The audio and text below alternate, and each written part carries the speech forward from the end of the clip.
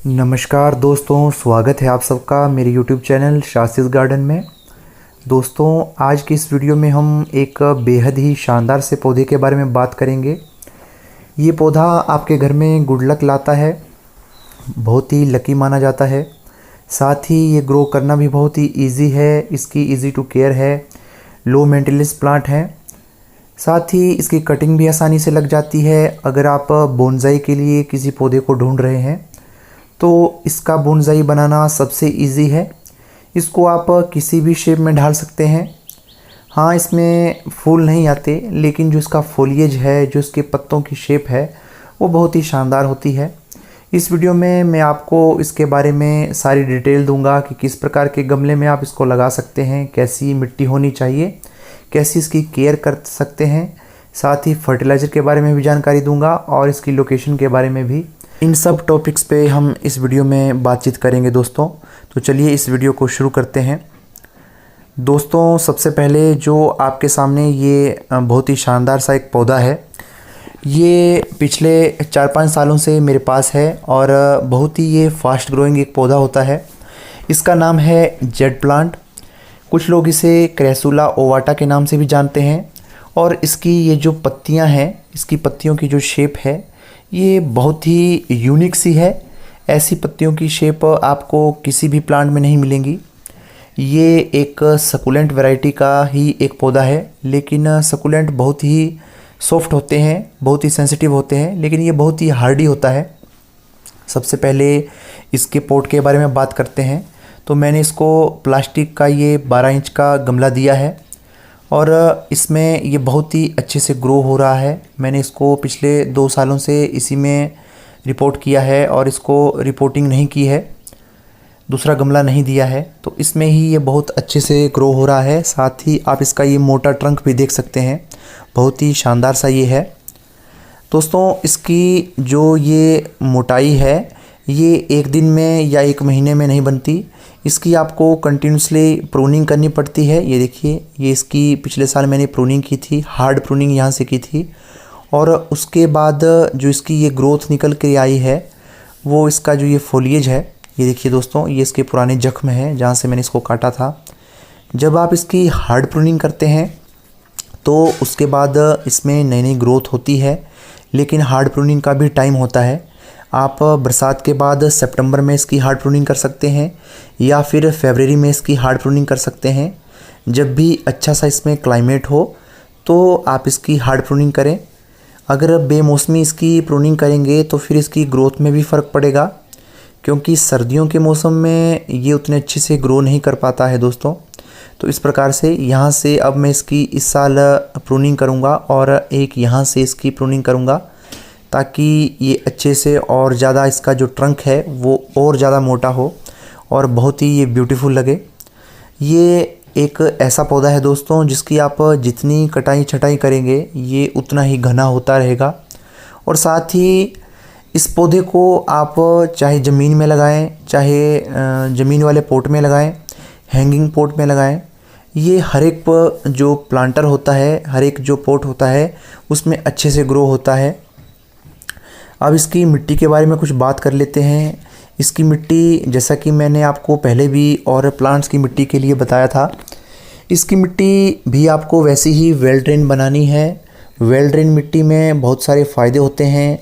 Root में fungus नहीं लगता और साथ ही रूट रोट की समस्या भी नहीं होती। आप थोड़ी सैंड की मात्रा इसमें मिलाएं।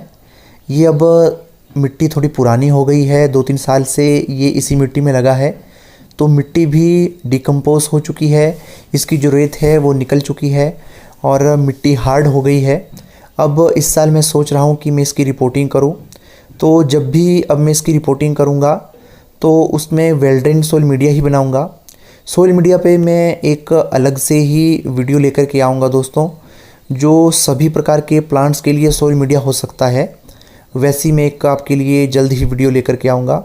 दोस्तों, जेड प्लांट की मिट्टी के बाद अगर इसके लिए कोई ज़रूरी चीज़ होती है, वो है सनलाइट। जो आप इसकी ये फोलिएज देख रहे हैं, इसकी जो ये ग्रोथ देख रहे हैं, उसका सबसे बड़ा कारण होता है कि आप इसकी लोकेशन क्या रखते हैं।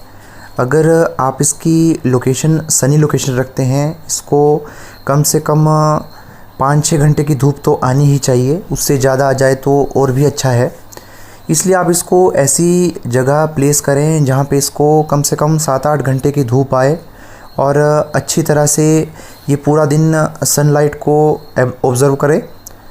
जब सनलाइट इसमें पड़ती है तो इसके जो ये पत्ते होते हैं ये और भी डार्क ग्रीन हो जाते हैं और इसकी ग्रोथ अच्छी होती है। कुछ लोग सोचते हैं कि ये इंडोर प्लांट है, ये इंडोर में उतना ख़ास ग्रोथ करता नहीं है। अगर आप इसको इंडोर में रखते हैं और कुछ टाइम के लिए इसको सनी लोकेशन में शिफ्ट कर देते हैं, फिर भी ये इंडोर में उतनी अच्छी ग्रोथ नहीं कर पाता जितनी अच्छी ग्रोथ ये बाहर आउटडोर में करता है। इसलिए आप कोशिश करें कि इसको ऐसी ही लोकेशन में रखें जहाँ पर इसको अच्छी धूप आ सके। साथ ही इसकी प्रोपोगेशन भी बहुत ही इजी होती है दोस्तों। इसकी प्रोपोगेशन आप इसकी स्टेम कटिंग के थ्रू लगा सकते हैं। ये जो प्लांट देख रहे हैं ये प्लांट मैंने वैसे तो नर्सरी से लाया है, लेकिन इसकी बहुत सारी कटिंग्स मैंने कई लोगों को दी है और उनके यहाँ अच्छे से ग्रो हो रही है। मैंने खुद भी इसकी एक कटिंग लगाई थी, वो भी मैं आपके साथ शेयर करूँगा। लेकिन पहले मैं आपको बताता हूँ कि इसकी कटिंग आप किस प्रकार से लगा सकते हैं। इसकी कटिंग के लिए आप इसकी कोई सी भी मैच्योर जो ब्रांच होती है उसको इस प्रकार से काटें। थोड़ी 5-6 इंच लंबी आप इसकी इस प्रकार से देखें और ये 5-6 इंच जो लंबी होगी उस प्रकार से उस टहनी को आप तोड़ दें या किसी प्रूनर की मदद से इसको काटें। ये देखिए मैं आपको ऐसे ही तोड़ के बता देता हूँ। ये देखिए ये मैंने इसको घुमाया और ये टूट गया आसानी से। और इतनी कर भी आप अगर कटिंग लेते हैं तो 3-4 सालों में आपका भी ऐसा ही बूशी प्लांट इस कटिंग से बन जाएगा। अभी मेरे पास जगह नहीं है तो मैं इसको इसी गमले में ऐसे ही डुबो देता हूँ। जब मिट्टी में हमने इसको लगा दिया तो कुछ टाइम बाद इसमें रूट्स आने लग जाएंगी और ये ग्रोथ शुरू कर देगा। जब इसकी ग्रोथ शुरू हो जाएगी तो मैं इसको यहाँ से ट्रांसप्लांट करके दूसरे गमले में इसको शिफ्ट कर दूँगा दोस्तों। इसके जो प्लांट्स के अगर आप प्रोपगेशन करना चाहते हैं तो वो बहुत ही इजी होती है, आप बड़ी ही आसानी से उसको प्रोपोगेट कर सकते हैं। इसी प्रकार से आप इसकी कटिंग लगाएं और एक ही प्लांट के आप ढेरों प्लांट बना सकते हैं दोस्तों। इसकी प्रोपोगेशन बहुत ही आसान होती है। अब मैं आपको एक इसका ही लगाई हुई कटिंग का प्लांट मैं दिखाता हूँ जो मैंने पिछली बरसात में लगाया था। ये देखिए दोस्तों, ये इसी प्लांट की कटिंग से इस प्रकार से इतनी ही छोटी कटिंग मैंने इस छोटे से गमले में लगाई थी। ये जो आप यहाँ से देख रहे हैं, यहाँ से जब मैंने इसको प्रून किया था तो यहाँ से इस कटिंग को लेकर के इसमें लगा दिया था और ये बहुत ही छोटी सी कटिंग थी। लेकिन अब आप देख सकते हैं इसमें कितनी सारी ब्रांचेस निकल के आई हैं। ये देखिए दोस्तों, ये छोटे सी ही ब्रांच से अब ये भी एक पौधा बनने के लिए तैयार है। अब की बरसात मैंने इसकी प्रूनिंग नहीं की, अभी मैं इसको ग्रो करने के लिए छोड़ दिया हूँ। अब जब इसकी मैं मिट्टी चेंज करूँगा, इसका पोट भी चेंज करूँगा, क्योंकि तब मैंने जल्दी में इसको ऐसे ही मिट्टी में लगा दिया था, उसमें कंपोस्ट भी नहीं डाला था। तो जब मैं इसकी मिट्टी चेंज करूँगा तो मैं इसको अच्छा गमला भी दूंगा और साथ ही अच्छा सॉइल मीडिया भी दूंगा। अब इसके कंपोस्ट के बारे में बात कर लेते हैं, खाद के बारे में। दोस्तों इसमें मैंने अभी तक सिर्फ जब मिट्टी बनाई थी उसी में खाद डाली थी, लेकिन जो ये आपका ये छोटा सा प्लांट है इसमें तो मैंने बिल्कुल भी खाद नहीं डाली थी। अभी मैं इसकी प्रूनिंग करूँगा और फिर उसके बाद भी आपको इसका रिज़ल्ट दिखाऊँगा दोस्तों। तो कंपोस्ट इसमें इतना मायने नहीं रखता। अगर आप इसको फुल सनलाइट में रखते हैं और अच्छी तरह से इसमें वाटरिंग करते हैं, इसकी मिट्टी को सूखने नहीं देना है, अच्छी तरह इसमें वाटरिंग करनी है। ये नमी वाली सॉइल पसंद करता है। तो इस प्रकार की अगर बातें आप समझ लेते हैं इसको ग्रो करने के लिए, तो इसमें कोई बाहरी रूप से आपको फर्टिलाइज़र डालने की ज़रूरत नहीं है, ओवर फर्टिलाइज़र करने की ज़रूरत नहीं है। ये बहुत ही अच्छे से ग्रो होता है। और आप इसको चाहे हैंगिंग बास्केट में लगाएं, चाहे कहीं भी लगाएं, किसी भी प्रकार की इसको शेप देना चाहते हैं, अगर आप बोनसाई भी बनाना चाहते हैं तब भी ये आपके लिए बेस्ट प्लांट है। बस आपको स्टेप बाय स्टेप इसको समझना पड़ेगा कि ये प्लांट आपके क्या रिक्वायरमेंट है इसकी और आपसे ये क्या मांगता है। तो इन सब बातों का अगर आप ध्यान रखेंगे तो ये प्लांट सालों साल आपके गार्डन में ऐसा ही बना रहेगा और इसी प्रकार से आपके घर के लिए लकी साबित होगा और अच्छी वाइब्स आपके घर के लिए लाएगा। तो बस दोस्तों आज की वीडियो में इतना ही।